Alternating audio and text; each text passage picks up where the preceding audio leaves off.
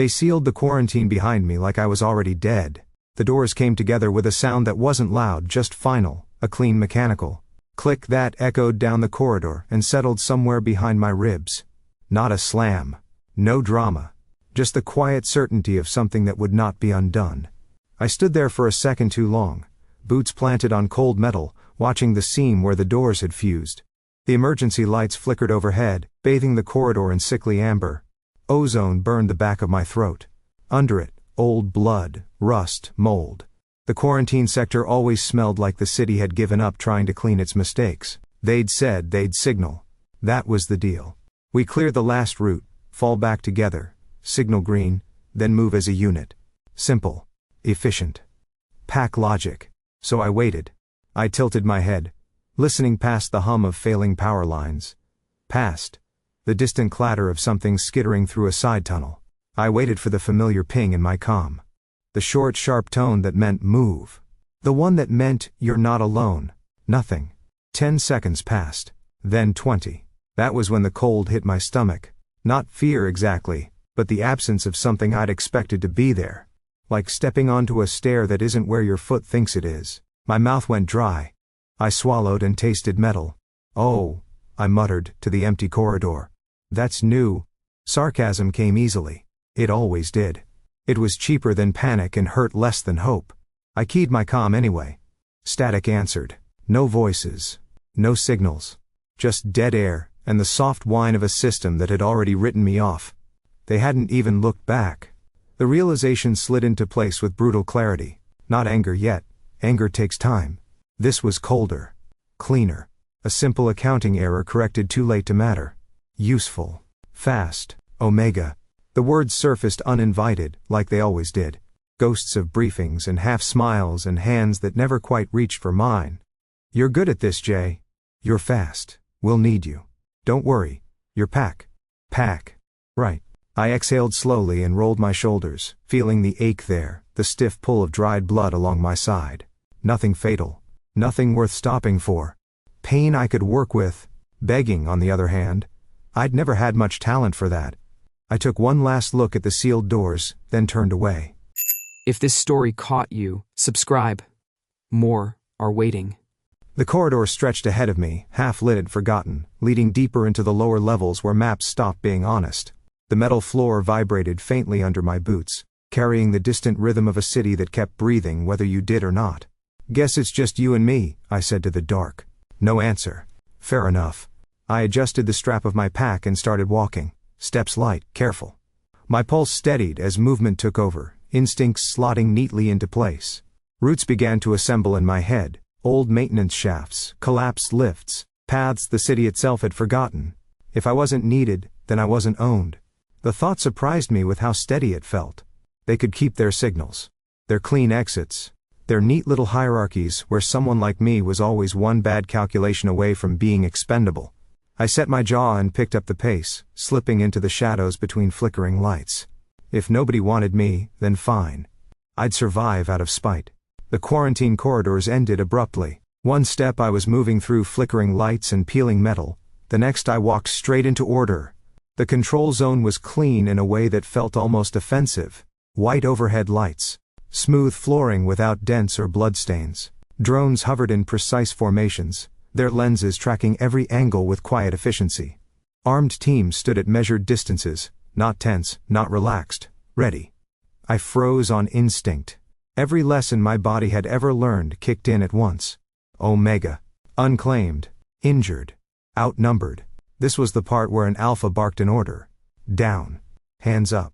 Don't move. None came. Instead, a man stepped forward from the center of the formation. He didn't rush. Didn't square his shoulders or widen his stance like he needed to prove something. He moved with an economy that made my instincts prickle, every step intentional, every breath controlled. Alpha. I hated that my body knew it before my brain finished catching up. He stopped a few feet away, close enough that I could feel him, not his scent pushing, not dominance flooding the space, just presence. Heavy. Focused. Like gravity that didn't need to pull to be felt. His eyes met mine. Green. I registered distantly. Calm. Sharp. The kind of gaze that didn't skim the surface of things. He looked at me the way people looked at locked doors, deciding whether it was worth opening them. I lifted my chin, because of course I did. Well, I said, breaking the silence before it could settle into something. Worse, if this is an execution, I'd like to request better lighting. A couple of the soldiers shifted. One drone adjusted its angle. The Alpha didn't smile. He didn't frown either. Name, he said. His voice was even, low, without the rough edge Alphas like to sharpen when they wanted compliance. No pressure threaded through it. No command wrapped in polite phrasing. Just a question. My stomach tightened anyway. Traitorous thing. Jay, I replied. And before you ask, no, I'm not armed. Just disappointed. Something flickered in his eyes. Interest, maybe. Or assessment recalculating. You're alone, he said. I shrugged, deliberately careless. Depends on your definition. Another pause. Longer this time. He didn't step closer. Didn't signal his people. Didn't reach for me. He just watched. And I realized, uncomfortably, that he was waiting. Waiting to see if I'd bolt, beg, bare my throat, fill in the omega-shaped expectations he'd probably dealt with 1,000 times before. I did none of those things. Quarantine sectors sealed, I said. Which you already know. So either you're here to clean up, or you're lost. The corner of his mouth twitched. Not a smile, more like an acknowledgement. You know the roots, he said. It wasn't a question. I felt it then, the strange wrongness of the situation. The way my instincts kept reaching for a script that wasn't being followed. No claim. No command. No pressure telling me where I belonged. Just an Alpha who looked at me and saw something intact. Maybe, I said. What of it? His gaze sharpened. Predatory but not cruel. Then you're not broken, he said quietly. Something in my chest tightened at that. Anger flared fast, sharp enough to hide the rest. Careful, I shot back. That almost sounded like a compliment. This time he did smile. Just a little. And for the first time since the doors sealed behind me, my instincts didn't scream run. They whispered pay attention. They didn't give us much time. The first shot rang out somewhere behind us, sharp, ugly, followed by the whine of a drone dropping altitude too fast. I swore under my breath and pivoted on my heel. This way, I said, already moving. I didn't wait for permission. I ducked through a narrow maintenance hatch and slid down into an old elevator shaft. Boots skidding against metal slick with condensation. The air changed instantly, stale, cold, heavy with oil and rust. Above us, alarms started to layer. Red lights bleeding through the gaps in the structure. Those shafts aren't on the map, someone barked behind me. Exactly, I muttered. I hit the ladder rungs hard, hands burning as I took them 2 at a time. My side screamed in protest, but I ignored it. Pain was background noise. The city was a system, and systems always left blind spots. The dead roots were mine. I twisted at the bottom of the shaft and cut into a side tunnel so narrow my shoulders brushed the walls.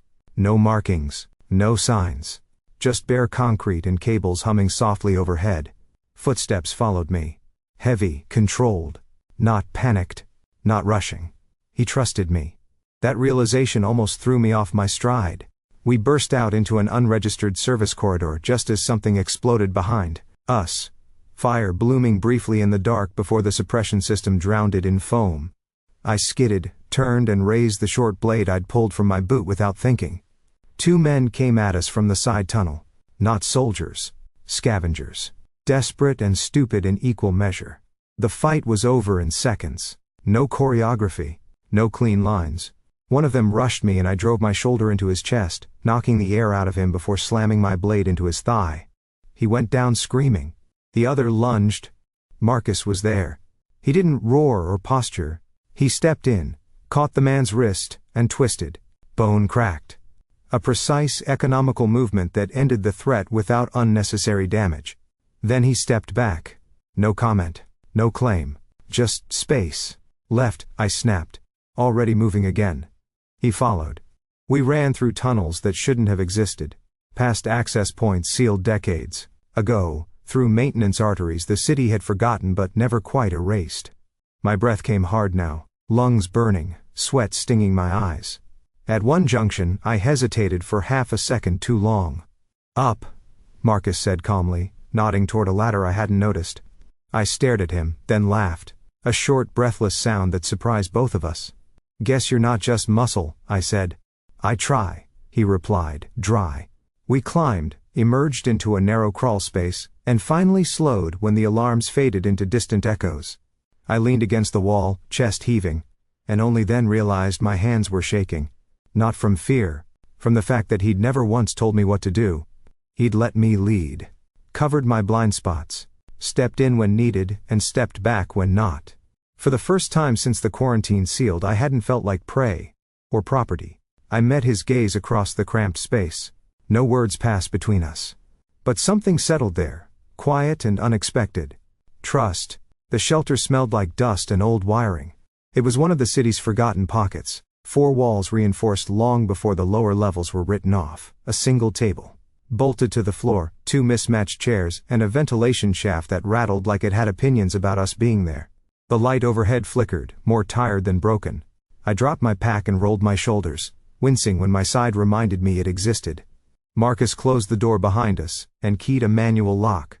The sound settled into the space, heavy but not threatening. For a few seconds, neither of us spoke. I hated silences like this. They invited expectations. "So," I said at last, leaning back against the table. "If this is where you tell me I belong to you now, I should warn you. I bite." "Noted," he replied. He didn't sit. Just stood there, hands loose at his sides, posture relaxed enough to be dangerous. The low light caught the sharp lines of his face, the controlled stillness of someone who didn't waste motion. "I need the rotes," he said. "The ones that don't exist on record." I snorted. "And here I was, hoping you brought me along for my personality." The corner of his mouth twitched. "I won't lie to you," he continued. "And I won't claim you." There it was. Simple. Clean. Too clean. I studied him, searching for the hook hidden in the words. Alphas loved deals that sounded fair. They were great at hiding teeth in them. "This isn't a pack," I said flatly. "No," he agreed without hesitation. Something in my chest tightened. Annoyingly so. "And I don't answer to you," I added. "I lead. You follow." He met my gaze, unblinking. "You lead," he said. Just like that. No argument. No correction. No subtle reminder of rank. I blinked, thrown despite myself. "Well," I muttered, "that takes the fun out of rebelling." A soft sound left him. Not quite a laugh, but close enough to count. It eased something in the room, just a fraction. "You're staying," he said. Not as a command, but an observation. I tilted my head. "I am?" "For now," he said. "Because it's efficient."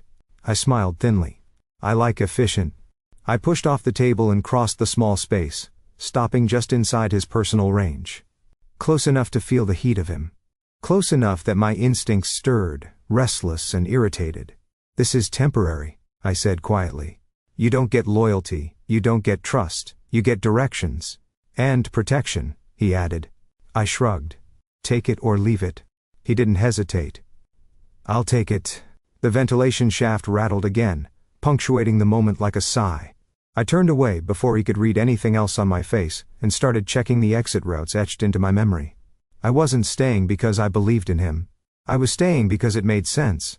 And because, for the first time in a long while, sense didn't feel like surrender. The lower markets never forgot anything. They changed faces, stalls, colors.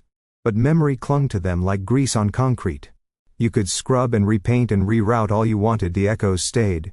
We moved through the market just after shift change, when the air was thick with steam and shouted prices.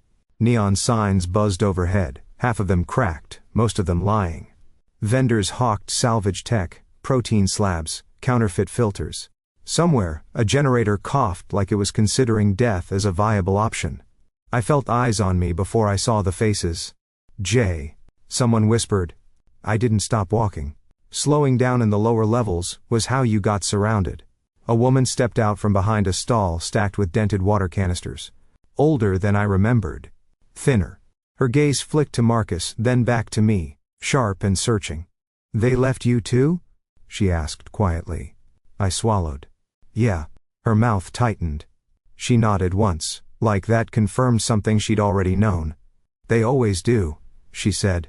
"Omicron sector, 3 years back. Took the alphas, locked the rest of us in. Said it was for containment." A man nearby snorted. "Containment my ass. They just didn't want the numbers. I felt Marcus shift behind me. Not stepping in.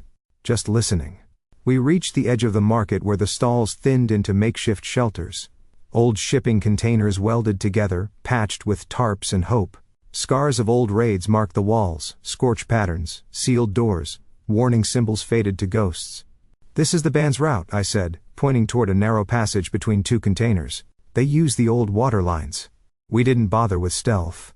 The band knew we were coming. Fear traveled faster than footsteps down here. The fight was fast and ugly. No speeches. No clean arrests. Just shouting, a flash of a blade. Someone going down hard. Marcus moved like he had before, precise, controlled, protecting without dominating the space. When it was over, the band scattered, leaving behind their stash and a lot of broken bravado. I wiped blood from my knuckles and turned back toward the shelters. They were watching us now. Not hiding it. A teenager approached me, hesitant, eyes too old for his face. "You're a tracer," he said. "They said you could get people out." "I used to," I replied. His jaw clenched. "My sister didn't make it. Quarantined 2 winters ago. Omega." Something in Marcus's posture changed. Not visibly, nothing dramatic. But the air around him shifted, like pressure before a storm. "I'm sorry," I said, because there was nothing else that fit. The kid nodded, accepting it like another entry in a ledger already full. As we moved on, I felt Marcus's gaze on the scars, the shelters, the people, who didn't look up because looking up had taught them disappointment. "These weren't in the reports," he said quietly. "No," I agreed. "They never are." We paused at the edge of an old barricade, its warning lights long dead. "You signed off on these zones," I added, not accusing. Just stating fact. His silence stretched. Finally he said, "I was told it was necessary." I looked at him then, really looked. "Necessary for who?" I asked. He didn't answer. The lower levels breathed around us, alive, wounded, remembering. And for the first time, I saw understanding crack through Marcus Hale's composure. The system had kept its logic. The people had paid the price. The shelter felt smaller at night. The lights dimmed automatically, dropping the space into a muted blue-gray that softened edges and sharpened shadows. The ventilation hum deepened, steady and intimate, like the room was breathing with us. There was only one narrow cot, one chair, and entirely too little distance between two bodies that had been running on adrenaline all day. I sat on the floor with my back against the wall, knees pulled up, pretending my body wasn't doing something profoundly unhelpful. Because it was. The air was thick with it. Heat, proximity, the faint, unmistakable pull that made my skin feel too tight. My instincts stirred, restless and demanding, like a voice tapping on the inside of my skull saying now would be a great time to forget yourself. I clenched my jaw. "Don't," I muttered, to myself mostly. Marcus stood near the door, helmet off, sleeves rolled back just enough to be irritating. He wasn't crowding me. Wasn't even looking directly at me. And that somehow made it worse. I hated that my body reacted anyway. Hated that it noticed him. Hated that it didn't care about my opinions on the matter. I laughed quietly, sharp and humorless. "This is ridiculous." Marcus glanced over. "What is?" "My instincts," I said. "They have terrible judgment." That got a real reaction. A short breath of amusement. "So I've heard." I pushed myself to my feet, immediately regretting it when the room seemed to shrink another inch. I held up a hand, palm out. "No," I said firmly. "Let's get something clear before biology decides it knows better than I do." He stopped moving entirely. "I don't care what you smell," I continued. "I don't care what your alpha brain thinks it's entitled to. You don't touch me. You don't crowd me. You don't make decisions for me." My pulse thudded hard in my ears. Anger flared, at him, at myself, at the stupid wiring that made moments like this necessary. "This isn't consent," I finished. "It's chemistry." For a heartbeat the room was silent except for the hum of the vents. Then Marcus nodded. "Understood," he said. No argument. No wounded pride. No attempt to reassure me with promises I hadn't asked for. He took a deliberate step back, increasing the space between us, then another, sat down on the chair, instead of the cot, turned slightly away, not dismissive, just respectful. The tension in my shoulders eased despite my best efforts. "Wow," I said, exhaling. "You're really bad at being a stereotypical alpha." "Tragic, I know," he replied dryly. "I try to disappoint expectations wherever possible." I snorted before I could stop myself. The instincts didn't vanish. They never did. But they quieted, pushed aside by something steadier, control, chosen rather than imposed.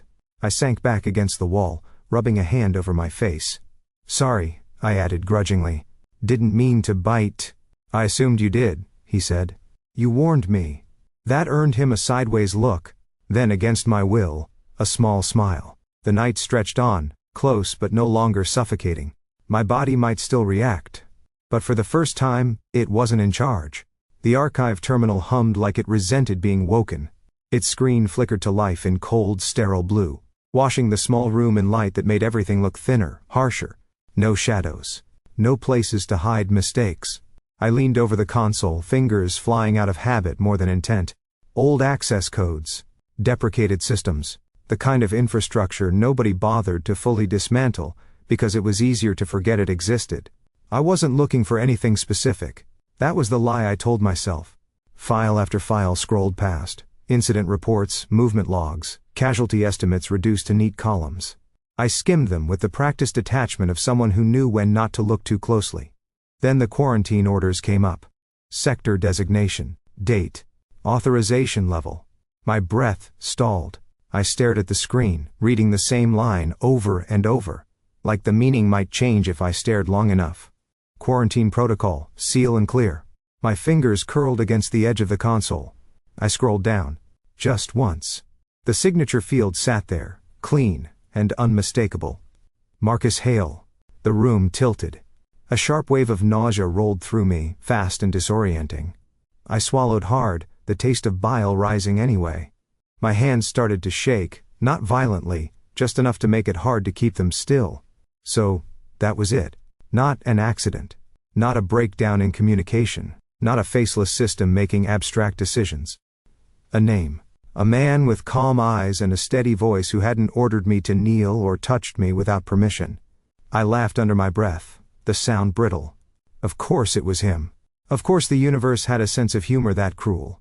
Images flashed unbidden, sealed doors, unanswered signals, faces turning away just a second too soon. The same hollow drop in my stomach. The same realization that usefulness had an expiration date. Useful. Fast. Omega. The words felt heavier now, dragging up everything I'd buried under motion and sarcasm. Anger flared, hot and immediate. But it didn't explode. It settled instead, dense and coiled, wrapping tight around my ribs. I straightened slowly, and took a step back from the terminal. For a moment, I considered confronting him right then. Marching back out there and throwing the screen in his face. Demanding explanations, apologies, something loud enough to hurt. I didn't. I powered down the terminal, the blue lights snapping off with a soft click. The sudden darkness felt kinder. Without a word to anyone, I left the room. The corridor outside was dim and familiar. All humming lights and worn metal. My boots echoed softly as I walked, each step deliberate. I didn't run. Running was for panic. This wasn't panic. This was recognition. The past hadn't stayed buried after all. It had just been waiting for a familiar name to bring it back to life. And I carried it with me, silent and burning, as I disappeared into the lower levels once more. The command post was half empty when I walked in. Most of the personnel were gone, rotated out, reassigned, intentionally absent. The lights were dimmed to operational minimum, casting long shadows across holographic tables and inactive screens. It felt like a place built for decisions, not conversations. Marcus stood at the central console, reviewing data with the same calm focus he always wore like armor. He looked up when he sensed me. Not surprised. I stopped a few feet away and folded my arms, more to keep my hands from shaking than for posture. Say it, I said. He didn't pretend not to understand. Say what? You know exactly what, I replied. My voice was steady. That surprised me most. He studied my face for a moment, searching, not for weakness, but for where the impact had landed. Then he straightened, and powered down the console. The soft hum faded, leaving the room quieter than it had any right to be. Yes, he said. I signed the quarantine order. There it was. Clean. Unembellished. No flinch. Something inside me cracked, not loudly, not explosively. Just enough to let the heat bleed through. You sealed the sector, I said.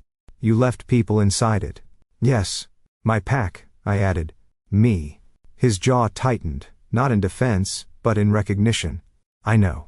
I laughed once, sharp and short. You don't get points for honesty after the fact. I'm not asking for points, he said.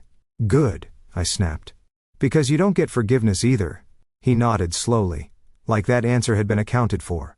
I wouldn't accept it if you offered. That threw me. Not enough to derail me, but enough to sting. Then why? I demanded. Why sign it? Because the data said the spread would cross 3 districts if we didn't seal it, he replied. His voice stayed even, but something darker threaded through it now. Because we were outnumbered, under-resourced, and pressured to act fast. Because every option I had meant people would die, and that one was presented as the least catastrophic. I stepped closer without realizing it. You reduced lives to numbers. Yes, he said quietly. And it was a mistake. Not regrettable, not unfortunate, a mistake. You don't get to fix that, I said. You don't get to decide now that it matters. I know, he replied. But I'm trying anyway. The anger surged then, hot, sharp, demanding release. I wanted to shout, to hit something, to tear into him until the hurt felt balanced. Instead, I breathed. Slow. Controlled. This doesn't end with a conversation, I said.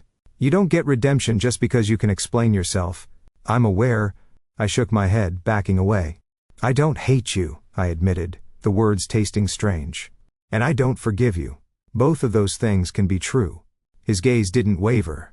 I'll live with that. Good, I said. Because I won't live with pretending. I turned and walked out, leaving the command post and its careful decisions behind me. There was no closure, no reconciliation, just truth, bare, painful, and unresolved. And for now, that was all either of us deserved. I left without announcing it. No dramatic exit. No last look over my shoulder. Just a turn into the lower routes and the steady rhythm of my boots carrying me away from places that asked too much. The city swallowed me easily. Down here the lights were sparse and the ceilings low, pressing in like the weight of old decisions. Pipes rattled overhead, dripping condensation that spotted the concrete in uneven patterns. The air smelled familiar, dust, oil, ozone, the faint sweetness of street food someone was still brave enough to sell. I knew these paths. The unmarked ladders. The tunnels that curved just enough to scramble sensors. The city from below wasn't kind, but it was honest. I moved fast at first, like distance alone might scrape something raw out of my chest. It didn't. When I finally slowed, it wasn't because I was tired. It was because the silence had shifted. Not empty, just different. Less sharp than it used to be. I leaned against a wall tagged with old tracer symbols, and pressed a hand to my ribs, feeling my breath rise and fall. My body still hummed with leftover tension, instincts pacing restlessly inside me. I'd thought being alone was armor. You couldn't lose what you never let yourself have. You couldn't be abandoned if you never stayed. That logic had kept me moving for years. Light on my feet and lighter on attachments. But standing there in the dim glow of a broken lamp, I realized something had changed. The armor was cracked. Not because I wanted to go back. Not because forgiveness had suddenly become appealing. I didn't miss orders or command posts, or the weight of a system that chewed people up and called it efficiency. I didn't want my old pack. I didn't want Marcus's protection either. Not as an answer to what he'd done. What unsettled me was the space between. The fact that I could imagine something else and feel the lack of it. I pushed off the wall and kept walking, slower now, more deliberate. The city's heartbeat thrummed beneath my feet, steady and indifferent. Still free, I murmured. Though the words didn't land the way they used to. Freedom, it turned out, wasn't the same thing as isolation. I'd just been using one to justify the other. I didn't turn back, but for the first time, walking away didn't feel like winning. It felt like choosing not to settle. Either for the past or for the lie that being alone was enough. The lower routes stretched ahead of me, familiar and open. And somewhere beneath the city's endless noise, a question followed in my wake. Not who will take me back, but what am I willing to walk toward instead? I wasn't there when Marcus broke the system. I knew because the city told me anyway. Upper levels have a different kind of noise, quieter, sharper, layered with polished outrage and carefully chosen words. Even from below, you can feel when something fractures up there. The grid stutters. Access points reroute. Old permissions suddenly stop working. I was halfway through an abandoned transit hub when my comm lit up with emergency broadcasts I wasn't supposed to receive. Policy updates. Jurisdiction conflicts. Emergency council sessions pulled together too fast to hide panic. I leaned against a pillar and listened. Marcus Hale had invoked override authority. He cancelled quarantine protocols across 3 sectors, retroactively, publicly, and without waiting for consensus.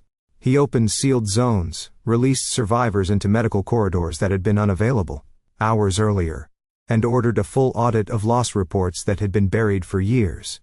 The feeds didn't use words like mercy or guilt.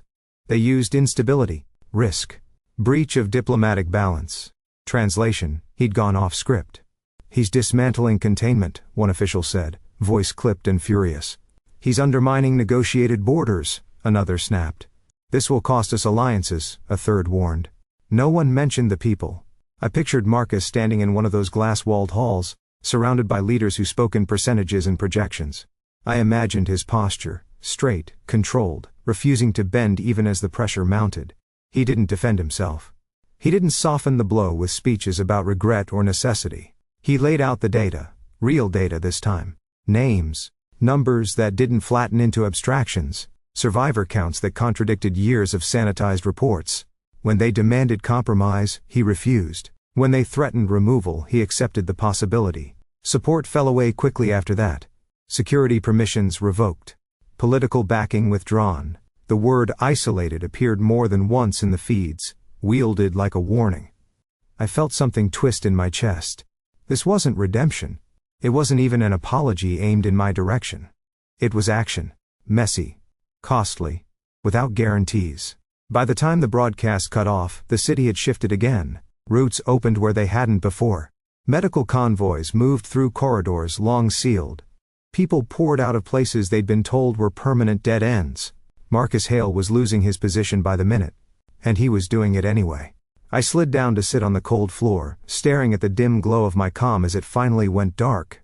I hadn't asked him to do this. I hadn't told him where I was, or what I needed, or whether it would change anything between us. He'd chosen it.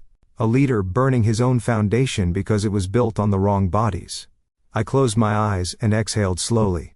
This didn't erase the past. It didn't make the signature on that order disappear. But it did something worse. And more dangerous.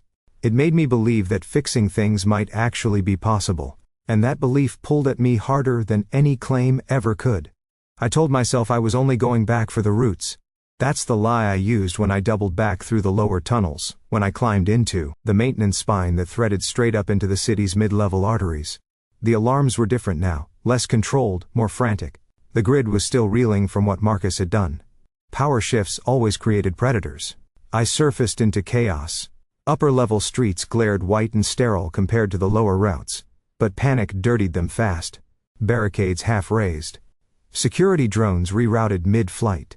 Corporate guards arguing with municipal forces over overlapping authority. And in the middle of it, Marcus. He was moving fast, coat gone, sleeves rolled, blood darkening one shoulder where something had clipped him.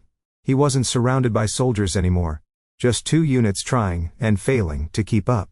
I didn't think. I dropped from the access ladder, hit the ground hard and grabbed his arm. "This way," I said. He turned, eyes locking onto mine, sharp with surprise, and something else. "You came back," he said. "Don't get sentimental," I shot back, already pulling him toward a service corridor. "You're blocking the traffic pattern." He didn't argue. We ran. Up stairwells that smelled like disinfectant and fear. Down freight ramps that cut straight into the city's bones. I led through spaces where the architecture shifted abruptly, from glass and light, to concrete and shadow, because the city had been built in layers, not logic. Security spotted us near a transit junction. Shouts echoed. Boots thundered behind us. "Left," Marcus said, spotting a vertical drop before I did. I trusted him. We took it together, sliding down cables into a lower maintenance bay. The landing rattled my teeth, but Marcus was already moving, covering our rear, forcing pursuers to hesitate without overcommitting. No wasted motion. No overlap. At one point, a drone cut too close. I ducked and threw a salvaged pulse charge without looking back. "Now," Marcus said. I jumped.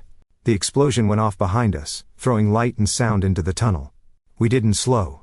By the time we reached the undercity, my lungs burned and my legs screamed. But my mind was clear in a way it hadn't been in days. Every decision snapped into place. Every turn anticipated. We weren't talking anymore. We didn't need to. At a final junction, I skidded to a stop and slammed my palm against a hidden panel. The wall slid open just enough to let us through before sealing again with a hiss. Silence rushed in. We stood there, chests heaving, sweat cooling on our skin. Marcus braced his hands on his knees, then straightened and met my gaze. "You chose," he said quietly. I wiped blood from my lip and shrugged, breathless but steady. "I chose not to let idiots take you out before the fallout settles." A ghost of a smile crossed his face. "Run with me," he said, not a command. Not a plea. An invitation. I looked at the closed wall behind us, then at the roots stretching ahead. "I am," I replied. And for the first time, it didn't feel like returning. It felt like moving forward, together. The place we stopped wasn't marked on any map. A forgotten overlook carved into the side of the city's lower spine, shielded from sensors and noise alike. The chaos above felt distant here, muted to a low constant thrum, like the city was finally catching its breath. I sat on the edge of the platform, legs dangling over nothing, watching light bleed through layers of steel and glass far below. My hands had stopped shaking. My pulse, for once, matched my breathing. Marcus stood a few steps back, giving me space without being asked. The silence stretched, not tense this time. Just open. "This is usually where the claim happens," I said eventually, tone dry. "After a run. After adrenaline. Very dramatic." He huffed softly. "Disappointing." I glanced back at him. "You're not going to?" "No," he said simply. I waited. Instincts braced for the catch that didn't come. "I'm not offering a pack," he continued. "Or protection as ownership. Or permanence dressed up as safety." I studied his face in the dim light. No shields. No strategies layered behind his eyes. "Then what are you offering?" I asked. "A choice," he replied. "To stay, to leave, to work with me if you want to, or not." He paused, then added, "Without markers. Without obligations you didn't agree to." Something loosened in my chest at that. Quietly. Carefully. "You realize how badly this goes against your species' brand," I said. "Consistently," he answered. "I'm told it's a flaw." I snorted and leaned back on my hands, staring up at the layered city above us. "You don't get guarantees," I said. "I don't promise loyalty. I don't promise forgiveness. I don't even promise I'll be easy." His mouth curved faintly. "I wasn't expecting easy." I turned toward him fully now. "And this isn't because you think it'll fix what you broke. No," he said. "It's because fixing it requires more than orders." The words settled between us, solid and unforced. For a long moment, neither of us spoke. Then he took a step back, another deliberate choice, and gestured toward the exit route. "Whatever you decide," he said, "it's yours. No claim. No pressure. No invisible leash." I breathed in the cool, filtered air and felt something unfamiliar bloom beneath my ribs. Not surrender, not instinct. Agency. I didn't answer him right away. I didn't need to. The city would still be there in the morning. And for once, so would the choice. Morning came quietly. No alarms. No shouted orders. Just the slow shift of light through the city's layered bones, pale and patient. I hadn't slept much, never did after adrenaline.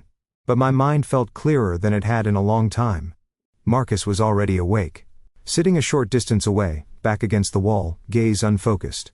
As if he were watching a version of the city only he could see. He didn't look at me when I stood. Didn't rush me. That mattered. "I'm not staying because I need you," I said. He turned then, fully attentive, but still silent. "I've survived alone," I continued. "I know how, I know the cost. And I know what it buys me. Freedom. Distance. Control. But I'm done pretending that's the same as choosing nothing." I stepped closer, not into his space, just close enough that the gap between us felt intentional instead of cautious. "I choose to stay," I said. "To work with you. Not because you're an alpha, not because you broke something and want to fix it." His expression didn't change, but his breathing did. Slow, measured, like he was anchoring himself. "I choose this," I finished, tapping my chest once. "From here." He nodded once. No grand reaction. No possessive spark flaring in his eyes. Just acceptance. Clean and steady. "Then we choose each other," he said. "As partners." The words settled easily between us. Partners meant shared ground, not hierarchy. It meant consent renewed daily, not claimed once and assumed forever. Don't make it weird, I said lightly. A hint of warmth crossed his face. I'll try. We stood there for a moment, close enough to feel heat without tension. Silence wrapped around us like a held breath that didn't need to break. When he reached out, it was slow, an invitation, not an assumption. I took his hand. The contact was simple. No sparks. No instinctual fireworks demanding more than we'd agreed to give. Just presence. It surprised me how much that was enough. We didn't seal anything. Didn't mark time or territory or flesh. We stepped forward together instead, toward a city that was still bruised and complicated, and very much unfinished. I didn't know where this would lead, but for the first time, the uncertainty didn't feel like danger. It felt like possibility. And that, quiet, grounded, chosen, was everything. The lower levels looked different a few months later. Not cleaner. Not safer in any neat, headline-friendly way. Just awake. Routes that had been sealed for years were open again. Some officially, some because I said they were. Markets had shifted, spilling into spaces that used to be dead ends. People moved with a little less hurry in their steps, a little more certainty in their eyes. The city hadn't been fixed, but it was breathing. I walked one of the new routes at dawn, boots echoing softly through a reinforced tunnel that used to be a quarantine choke point. Fresh markings glowed faintly on the walls. My system. Clear. Honest. No traps disguised as protocol. A young tracer waited at the junction. Nervous and trying not to show it. You're late, I said mildly. He flushed. You said sunrise. And the city disagrees, I replied, glancing at the light filtering down the shaft. Lesson 1. Time is flexible. Survival isn't. He nodded quickly, absorbing every word like it mattered. It did. Above us, leadership had changed shape. Not names. Names were easy. But habits. Marcus no longer issued orders into silence. He listened. Argued. Changed his mind when the city proved him wrong. People still called him Alpha. He never corrected them. He just didn't act like it meant ownership. We met later at one of the overlook points. The same kind of quiet space where things had shifted before. He handed me a data slate without ceremony. They want to formalize the routes, he said. Standardize them. I raised a brow. And you said that you'd hate it. I smiled. You're learning. He leaned beside me, close but unintrusive, watching the city wake up. You've built something, he said. On your terms. So have you, I replied. You just had more to unlearn. A pause. Comfortable. Earned. Any regrets? He asked. I considered it, watching a group move safely through a passage that used to be a death sentence. No, I said. Just rules. He glanced at me. New ones? I nodded. Yeah. Turns out I'm good at those. He smiled then, real, unguarded. I hadn't been saved. I hadn't been claimed. I'd risen. And then, deliberately, clearly, I'd chosen. The city carried on beneath us, loud and complicated, and alive. So did we.